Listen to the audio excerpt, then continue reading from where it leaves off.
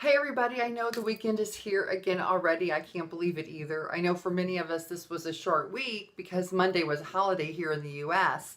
But I'm glad it's here because I haven't been able to quit thinking about something, and I wanted to share it with you so that you would have time to kind of think about it too without the hustle bustle of work.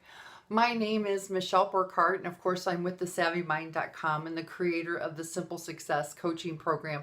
And I just want to say thanks so much for watching. I'm excited that you're here and I hope you enjoy the information. Tomorrow is June 1st, and that means that we're 30 days before the year is half over. And if you're like me, you're starting to think about your annual goal. I mean, I think about it kind of loosey-goosey right now. I know I'll look at the hard numbers at the end of June, but right now I'm starting to mentally get an idea of where I'm going to land. So with that in mind, I wanted to give you a couple of things to think about. The first one is the fact that if you know you're going to blow your goal out of the water and you're going to surpass it by thousands of dollars, I'm wondering if maybe you should reset your goal to a higher level for the remainder of the year rather than to be happy with the fact that you beat it by 150%, right? Because I'm wondering if you stop your momentum, right, because you've already met your goal, if you're going to slack off a bit for 2020. So that just might be something that you want to think about.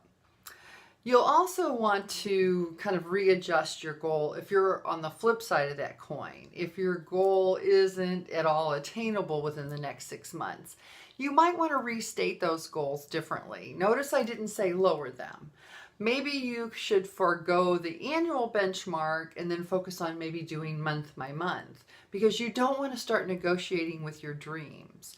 If you start negotiating with your dreams, you actually give yourself permission to fail. And if you give yourself permission to fail one time, then you give yourself permission to fail 2 times and 3 times and 4 times, and you get where I'm going here. And this ties really neatly into the next thing I want you to noodle on this weekend. And that's whether or not you complain about where you are. Now, here's an example. If you go on vacation and you refuse to spend more than $40 a night for a hotel, complaining about the peeling wallpaper and the torn sheets is kind of a disconnect from reality. Don't complain about where you are.